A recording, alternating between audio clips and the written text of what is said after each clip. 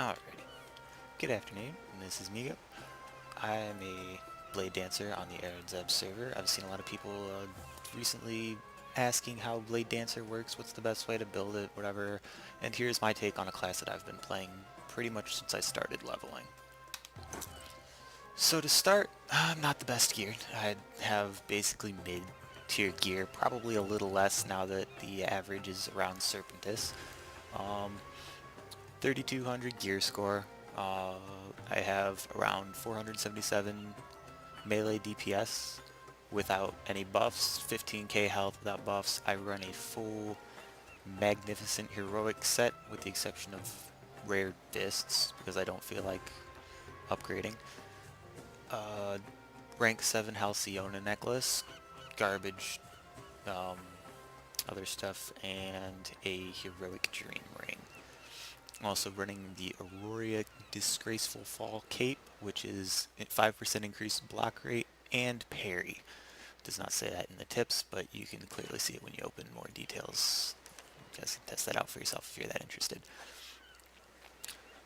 Currently, a Celestial Cursed Obsidian Sword and a Heroic Cold Anguish. Would rather have Searing Oath, but at this point the Cold Anguish is what I'm sticking with right now. Tier 2 Hassle Bow, and a flute that I should have gotten rid of a long time ago. So, let me run you through what this class is capable of and the setup that I'm currently running. So, if you don't know, Blade Dancer is Shadowplay, Battle Rage, and Songcraft. Basically a Dark Runner, but with the Songcraft instead of Aromancy. Your build is pretty similar, except you're going to be taking Whirlwind Slash and Sunder Earth because there's not enough in Songcraft that's really worth it. Taking a couple extra passives for crit, which you normally wouldn't. And the Songcraft skills that I take are just as follows: Startling Strain, Quick Step, Bloody Chanty, and Alarm Call. I don't take the level 55 Songcraft skill mainly because I don't have it leveled yet. Even if it was leveled, I probably would not take it as the benefits do not seem that great. So, on to basic combos. Alright, so the first thing you need to know is Blade Dancer has no set combos. Anything that you're going to do is going to be just reacting to stuff being thrown at you. Not too different from a Dark Runner, but you don't have much stuff that's going to save your ass every time you get in trouble, such as Leech and Teleport. So you have to get space as well as you can, and have to bait the enemy into doing things that is going to benefit you rather than them. So when you go in against things like Dark Runners, a lot of times you're just going to pop Alarm Call in expectance for the Teleport Leech that a lot of them like doing. If they don't go for that, play Startling Strain while they're in the middle of while you're playing that song because it will not cancel it out. After you Startling Strain them, you can simply Shadow Step to them or Overwhelm them and then Shadow Smite them for the Shackle and a bunch of damage, knockdown, etc. A lot of times playing Blade Dancer is basically just the knockdown game. You're going to go in, you're going to try to knock them down before they knock you down, and then as soon as you get them on the ground, you're going to want to back off. As a Dark Runner, as soon as you get up, you can leech, and as soon as you get leeched as a Blade Dancer, you're basically dead because they have way too much time to be able to set up, use pop honors Nadachi, overwhelm Shadow Smite, and win. Alright, so a little bit as to what I build and why I build it. Even though I am very heavy on bursting the enemy before they get to me, I have Magnificent Desert, which is stacking both strength and stamina.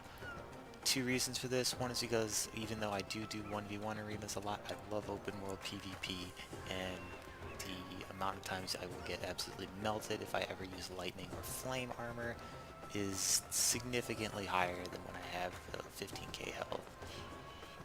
The second reason is stamina gives you parry rate, and when I'm buffed with focus, battle focus, I have something like 40%, 43% parry rate.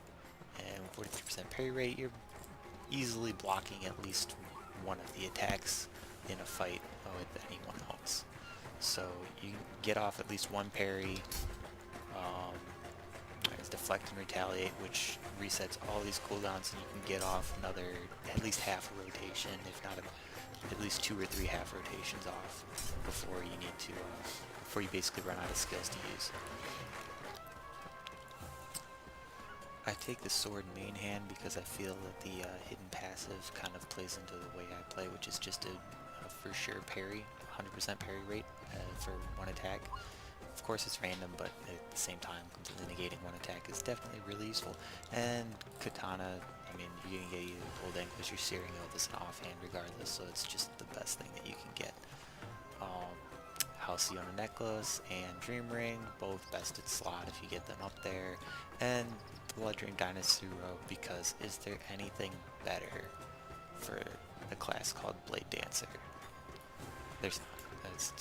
There's just not. You think of doing anything else? Just no. You have to use this. You basically just don't have a choice. If you go Blade Dancer, and I don't see you wearing these,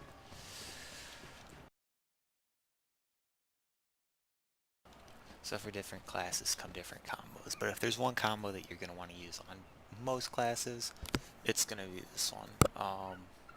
Start off popping all your buffs. Of course, you're gonna Stalker's Mark first, Startling Strain, then Shadow Step to them, and Third Dagger. Once that's done, the Startling Strain will stun them, go around, or if Shadow Step resets, Shadow Step again. If not, just walk up to them, Shadow Smite, knock them down, Precision Strike, backflip, or just walk away, and then behind enemy lines, triple slash, start backing up, charge, triple slash, overwhelm, Sunder Earth, or one slash. By that time they should be dead. If not, pray to God your parry does something, and precision strike, tiger strike, charge, triple slash away. These are the only 4 Songcraft skills you really need. Anything else is basically useless, with the exception of Bulwark Ballad. You can take it if you want. The amount of defense it gives is a lot, however, it's only goes for 4 seconds once you start attacking, and usually by the time they hit you again after you've finished all your trips, it is run off anyway. There's a thing called song weaving people like to do, which is basically use a couple skills, play the song, use a couple more skills, play the song, and if you have a really high attack speed, you can get away with that. If you go like full attack speed, I lost the word, full attack speed jewelry. If you go full attack speed jewelry, you can do it. You'll have the global cooldown is not going to be that high. However, with songs, there's a bit of time that the global cooldown is going to go for that you cannot use any other skills for. So a lot of times you're not going to be using it. However, in open world situations, it's best to just keep playing those songs just as often as possible, spam the crap out of them. You will run out of mana, but just bring a couple mana pots and you'll be fine. Or you could always do what I do, just die, get back all your health and mana. It's also perfectly viable.